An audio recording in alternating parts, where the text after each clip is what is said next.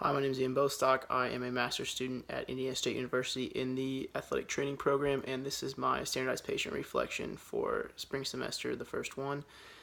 For this patient, it was a shoulder injury that we were not given. For me, the start of it went well. I feel like for me getting some patient care questions, I feel like I was very interactive with the patient and was able to communicate well with them, get questions across, things along those lines. I feel like I did a pretty good job with that. The patient was super easy to interact with, so it was great for getting questions back, feedback quickly. It's great to have a patient that knows what they're talking about, and especially one that's been there for a while and done this a couple times.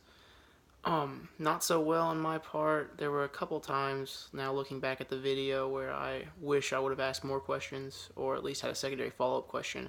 I feel like I did a pretty good job of it coming out of it, but looking at my video I saw that I could have done more. I also missed a couple questions, and I missed a couple manual muscle tests I should have had. I missed some special tests as well. And looking back, I know that I wish I could have gone back and done those things, but at the same time, I do feel like I did a pretty good job with some of the special tests and ruling things in and out quickly and not having to go through a bunch of special tests for a patient that probably doesn't want to, if they have this injury, doesn't want to go through those things.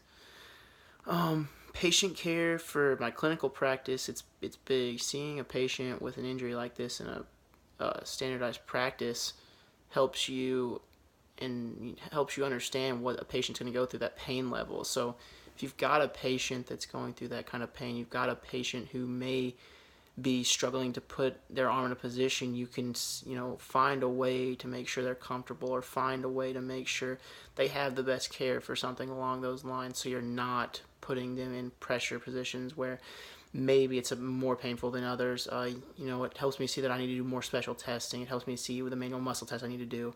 It's just things along those lines that really are going to influence me in the future when an injury like this may occur for me.